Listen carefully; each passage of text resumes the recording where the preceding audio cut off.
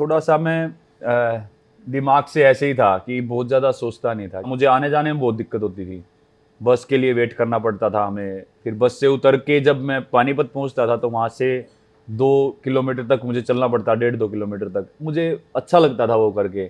बहुत ज़्यादा मेहनत करने के बाद भी थकावट ना हो, रात को सोते हुए आप ऐसे सोचे, मतलब आपको नींद ना आए, तो सोच लो सफलता का नया इतिहास रचने वाला है। कहते हैं मुंबई सपनों का शहर है, पर सपने अगर सच्चे मन और पूरी शिद्दत से देखे जाए तो छोटे शहर में रहकर भी आप पूरे विश्व में अपना नाम रोशन कर सकते हैं। बस ऐसी ही कुछ कहानी है ओलंपिक्स के winner the golden boy Neeraj Chopra की, who is my guest on this episode of Sunday Brunch.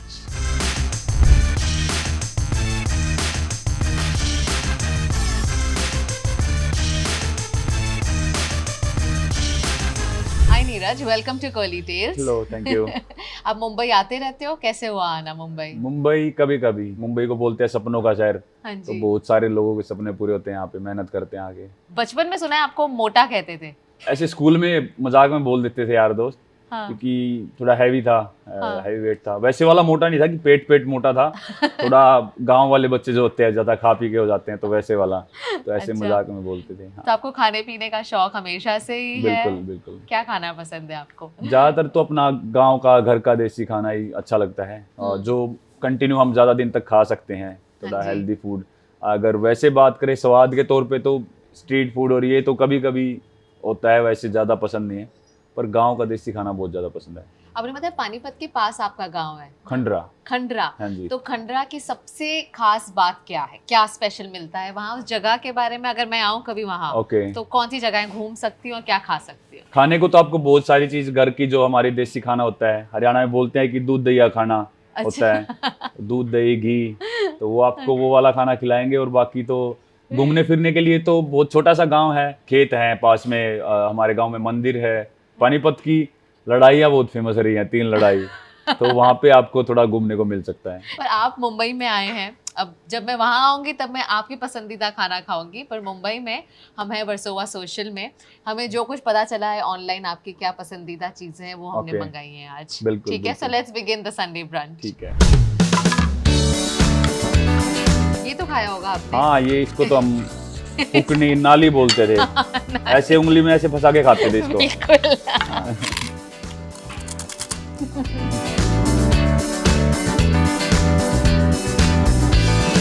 कि आप काफ़ी डाइटिंग करते होंगे, हेल्थ के लिए काफ़ी पर्टिकुलर होंगे, तो हमने आपके लिए सैलेड मंगाया, वाटरमेलन पीटा सैलेड। बट वी नो कि आपको पानी पूरी बहुत पसंद है, तो आपके लिए पानी पूरी भी मंगाई है, थोड़ी मुंबईया स्टाइल है। Would love for you to try. There is honey chilli fries, double cheese chilli toast, achari paneer tikka, we have paneer biryani, there is also a layer cake and shahi tukda for you.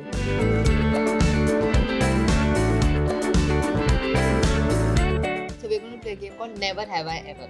तो ये आपने चीजें पहले की हैं या कभी नहीं की, ठीक है? Okay. तो Never have I ever accidentally set something on fire.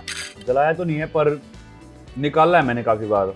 चाय, दलिया, तो मैं क्या होता था कि रख के दिमाग से निकल जाता था, या पास में भी खड़ा होता था, क्योंकि बहुत ज्यादा वेट करना पड़ता है उनके लिए। तो पास में भी खड़ा होता था, ऐसे फोन में कुछ करने लग गए, या फिर थोड़े बर्तन धोने लग गए, जब तक तो वो निकल जाता था, तब तक पूरा ध्यान में भी रहता, लेकिन तब तक हो चुका होता था काम। ये आई थिंक हम सबके साथ होता है, हाँ। पूरा टाइम ध्यान से देख रहे हो, बट जब बस बिल्कुल आने ही वाला होता है, ध्यान हाँ। कहीं और चला जाता है। 5 स्टार होटल से कभी कुछ चुराया है रूम से?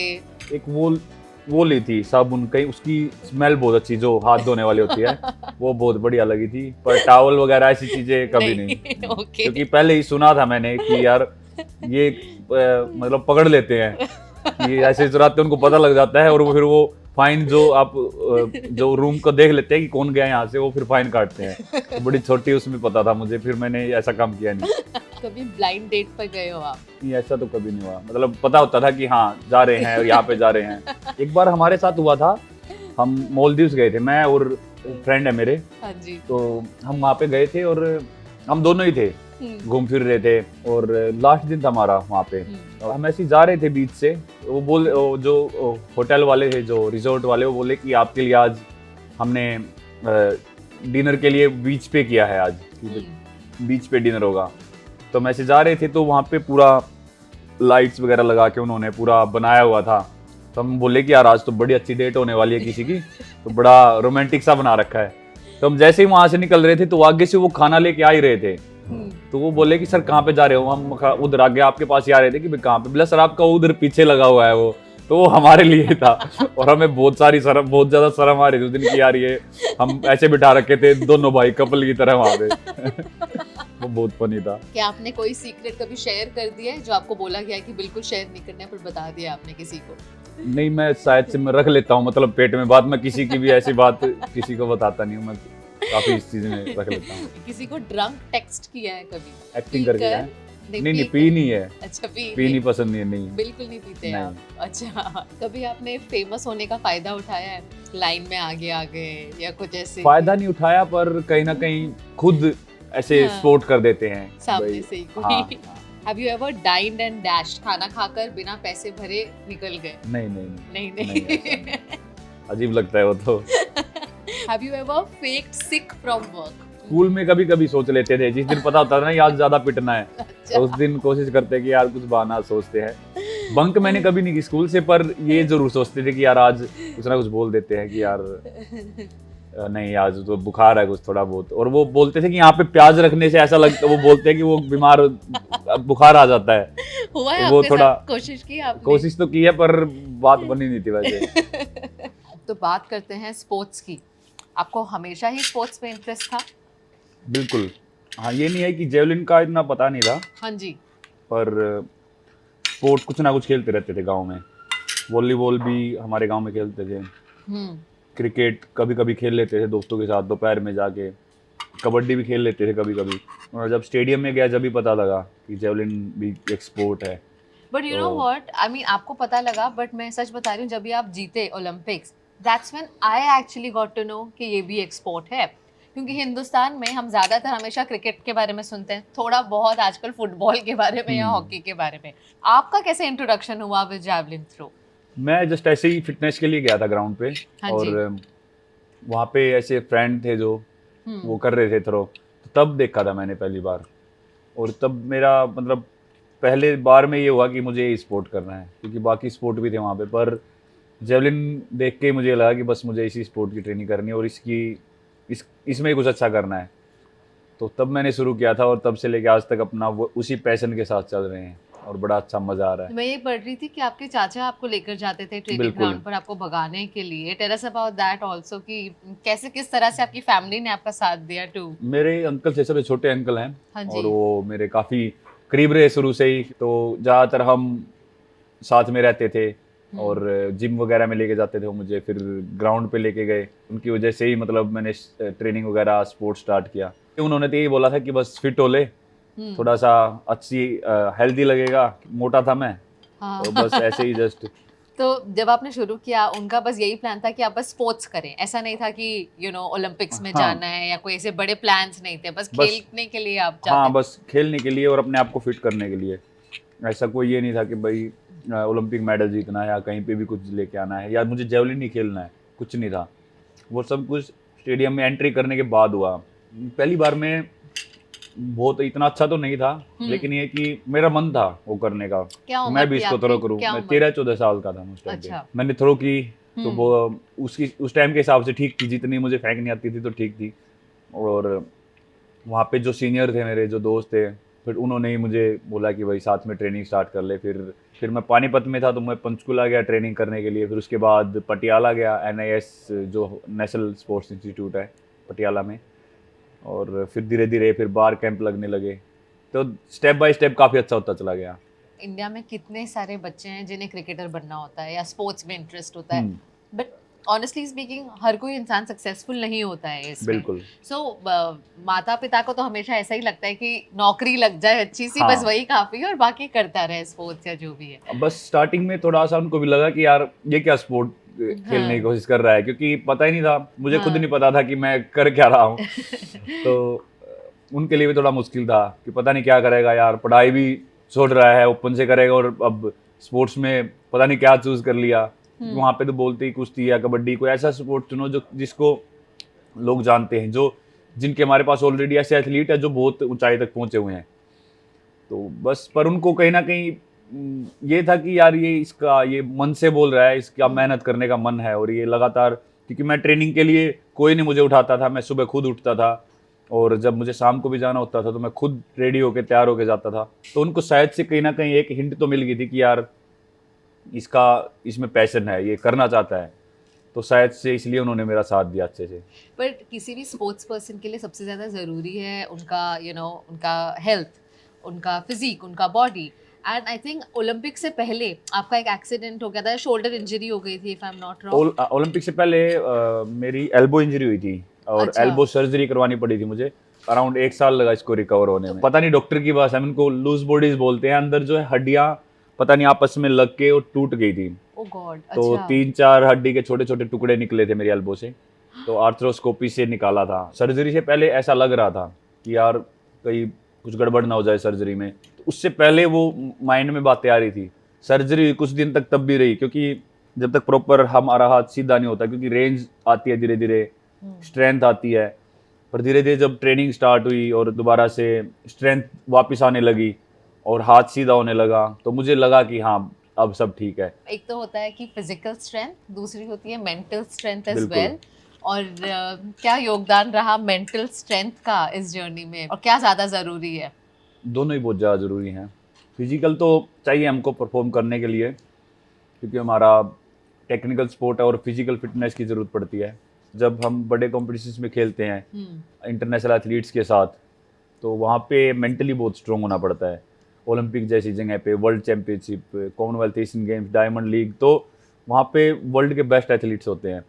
वहाँ पे सभी फिजिकली तो स्ट्रॉन्ग होते ही हैं, पर जो मेंटली ज़्यादा स्ट्रॉन्ग होगा उससे, क्योंकि हमेशा कंडीशन अलग होती है। कभी बारिश होती है, कभी बहुत तेज़ हवा चल रही होती है और काफ़ी फ़र्क पड़ता है। जब हम थ्रो करते हैं जेवलिन का काफ़ी डिस्टर्ब होती है, हवा की वजह से भी, बारिश की वजह से भी, और बॉडी पे भी इफेक्ट पड़ता है कि हम कैसे वार्म अप होते हैं और कैसे अपने आप को मेंटली हम प्रिपेयर रखते हैं उस वेदर कंडीशन के हिसाब से। जहाँ पे बहुत बड़ा कंपटीशन होता है वहाँ पे मेंटली बहुत स्ट्रॉन्ग रहना पड़ता है।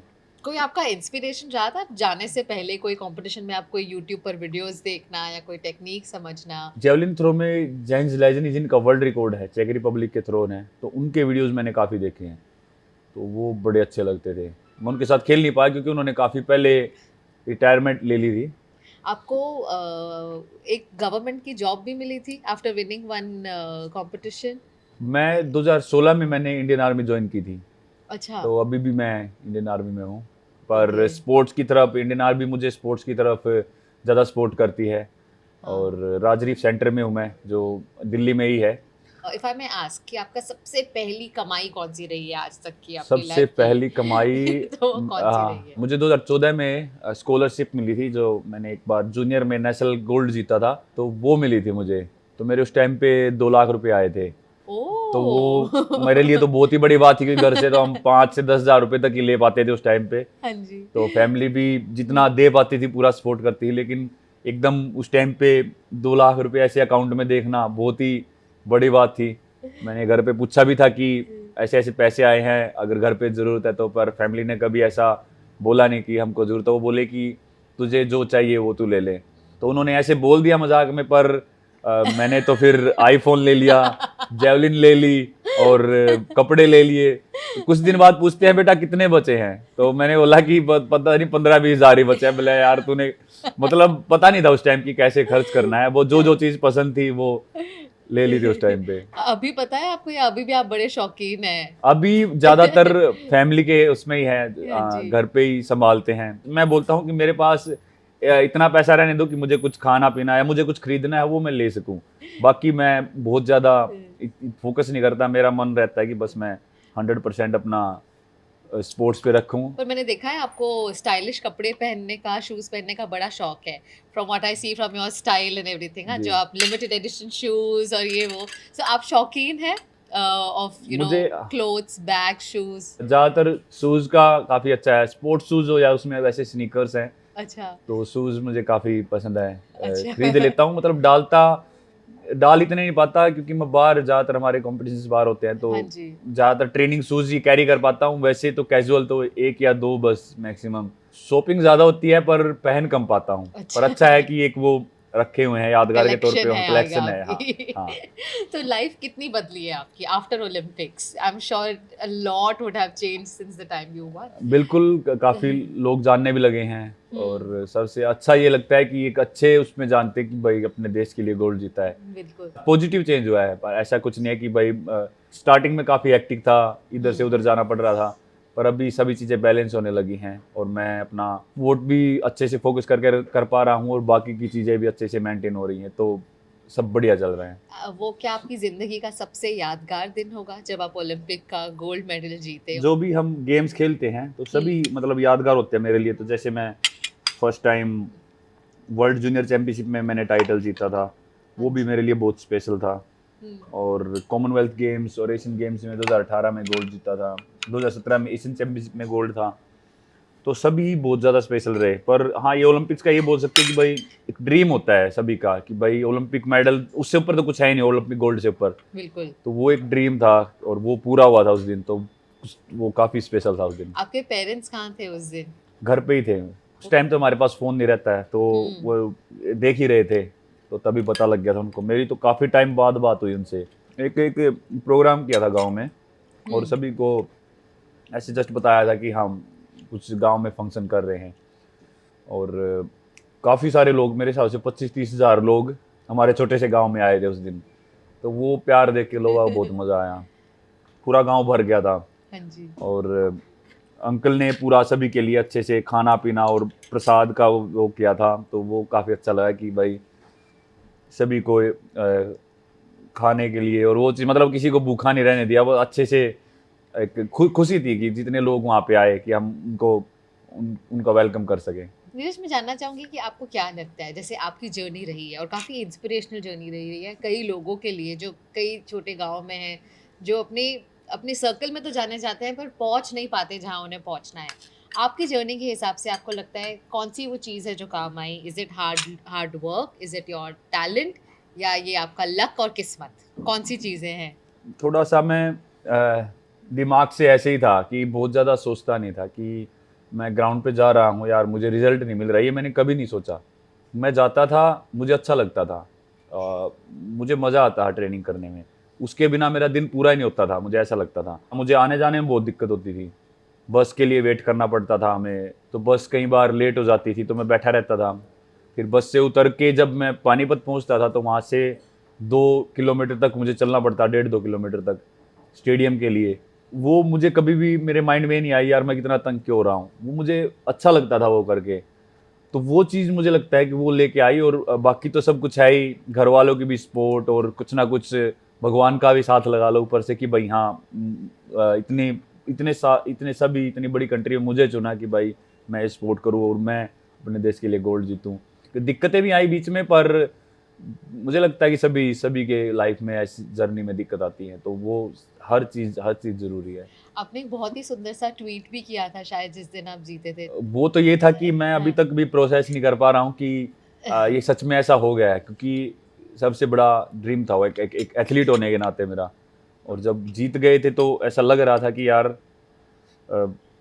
एक बार तो मन में आ रहा था कि यार सच में हुआ या नहीं हुआ ये। उस दिन साथ में मेडल था मेरे, मैं मेडल ऐसे सो गया था साथ में मेडल रख के, पर सुबह उठ के देखा तो बड़ा अच्छा लगा। जब आपको बहुत ज़्यादा मेहनत करने के बाद भी थकावट ना हो, रात को सोते हुए आप ऐसे सोचे मतलब आपको नींद ना आए, तो सोच लो सफलता का नया इतिहास रचने वाला है। मुझे लगता है कि जब आप काम करते हो, जो आपका पैशन है वो आप कर रहे हो उस टाइम पे, तो आपका मन करता है कि और ज़्यादा कर लो, बहुत मज़ा आता है मेहनत करने में। जो कोच हमें प्लान देता है, तो कई बार ऐसा होता है कि कितनी भी ज़्यादा ट्रेनिंग हो, हमें भले ही लगता है कि यार बहुत हैवी हो रहा है, पर करते करते भी हमको ये लगता है कि और ज़्यादा करते हैं यार, और ज़्यादा करते हैं, वो मज़ा आता है करने में।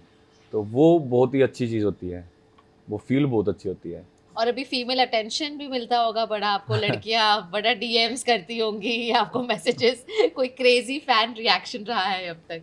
क्रेजी फैन रिएक्शन तो ज़्यादातर मतलब हाँ लड़कियां भी करती हैं, और काफ़ी को जानता हूँ, ज़्यादातर एथलीट्स हैं, वैसे भी हैं, दोस्त हैं, पर ज़्यादातर होता है हमारे जो उधर के लोग हैं हरियाणा में, तो वो बड़े अच्छे से ऐसे फर्स्ट टाइम भी मिलते हैं, जैसे हक से मिलते हैं। हाँ जी। कि आजा भाई क्या हाल है, बढ़िया, ऐसे हक कर लेंगे कि भाई अपना भाई है, ऐसे करके जैसे बड़े लंबे टाइम से जानते हैं। हाँ जी। तो वो ऐसा ऐसे ऐसी तरीके से मिलते हैं कि यार ये हमारे बहुत पुराने दोस्त हैं, तो वो कॉन्फिडेंस जो है वो मुझे बहुत बढ़िया लगता है। ट्रैवल के बारे में बात करते हैं। आपकी पहली फ्लाइट याद है जब आपने इंटरनेशनल ट्रैवल किया था? बिल्कुल। कहाँ गए थे और कैसा रहा आपका एक्सपीरियंस? मैं 2013 में वर्ल्ड यूथ चैंपियनशिप हुई थी यूक्रेन में, तो वहाँ पे फर्स्ट टाइम मैं फ़्लाइट में बैठा था वहाँ जाते टाइम, तो बड़ा अच्छा रहा था। तो मेरी ऐसी फ़्लाइट थी, मेरा फ्रेंड था और मैं ऐसे खिड़की वाली उसमें बैठे थे। तो पहले थी हमारी दिल्ली से मॉस्को तक की, तो जितने भी घंटे की थी वो हमने उसको खुला ही रखा और हम नीचे देखते रहे पूरे रास्ते। और उस दिन काफ़ी ऊपर ठंड भी आया हुआ था, वो बिजलियाँ कड़क रही थी। मज़ा आया बहुत ज़्यादा, क्योंकि बचपन में तो गांव के पास से ऊपर से जाते हुए देखी, रात को उड़ते हुए देखते थे। कई बार हेलीकॉप्टर चला जाता था तो भाग के छत पे जाते थे और देखते थे सभी को बुला के कि हेलीकॉप्टर या फ्लाइट जहाज जा रहा है ऊपर से। और सपना था उस टाइम भी, फ्लाइट में बैठना ही बहुत बड़ा सपना था। और फिर जब लैंड किए मॉस्को में तब क्या क्या हुआ? कुछ मजेदार किस्सा कोई बताए? लैंड उस टाइम तो क्या था कि हमारे पास इतने पैसे नहीं होते थे, तो टीम में ऐसे ही $10-15 दे देते थे कि हाँ। भाई लो कुछ खा पी लो एयरपोर्ट पे। पर इंजॉय करते थे उस टाइम पे, बहुत घूमते फिरते थे। और वहां तो देसी खाना नहीं मिलता बिल्कुल भी, फिर आपने वो खाना क्या खाया वहां? खाने की प्रॉब्लम हुई थी, क्योंकि उस टाइम पे नॉन वेज का भी मेरा इतना नहीं था कि नॉन वेज खा लूँ। तो अच्छा। वेज में ही थोड़ा बहुत चावल, उसके ऊपर सॉस वगैरह डाल के या कुछ सैलेड, तो ओह। वैसा खाना पड़ता था। तो हाँ। वो बाहर बहुत ज़्यादा दिक्कत आती है, इसलिए मजबूरी हो जाती है कई बार हमको नॉन वेज खाने की, क्योंकि वीगन डाइट वगैरह कई बार सभी जगह अवेलेबल नहीं होती, तो काफ़ी मुश्किलें आती हैं। तो थोड़ा बहुत कभी कभी खाना पड़ता है। अभी आप कहाँ कहाँ घूम चुके हैं? कौन से देशों में, शहरों में जा चुके हैं? सबसे फेवरेट कौन सी लगी आपको अच्छी? हमारी डायमंड लीग हुई थी मोनाको, मुझे काफ़ी अच्छा लगा। अच्छा। और अभी स्विट्ज़रलैंड में थे, हाँ। पिछले साल मेरा फाइनल कंपटीशन था वहाँ पे, तो वो भी बहुत बढ़िया था। इंडिया में भी बहुत सारी ऐसी जगह हैं जो हर तरीके से किसी भी हम मौसम में जा सकते हैं कभी भी, और हरियाली भी है, पहाड़ भी हैं। तो यहाँ भी मुझे इंडिया भी बहुत ज़्यादा पसंद है, उस तरफ बहुत ज़्यादा पसंद है, हिमाचल की तरफ, और वहाँ पे पहाड़ों में जाना। अच्छा। हाँ। और स्विट्जरलैंड आप अपनी फैमिली के साथ भी गए थे ना अभी? हाँ, मेरे अंकल फर्स्ट टाइम उन्होंने मेरा कंपटीशन देखा था, जो साथ में साथ मुझे में ले गए जाते स्टेडियम थे। में। हाँ जी। तो वो वहाँ पे थे और उनके सामने मैं फर्स्ट टाइम ऐसे उसी दिन मैं जीता भी था डायमंड लीग ट्रॉफी। तो वो अच्छा। बहुत बढ़िया एक अच्छी मेमोरी रही थी, और साथ में फ्रेंड्स भी थे, तो फिर हम घूमे भी वहाँ पे स्विट्जरलैंड में।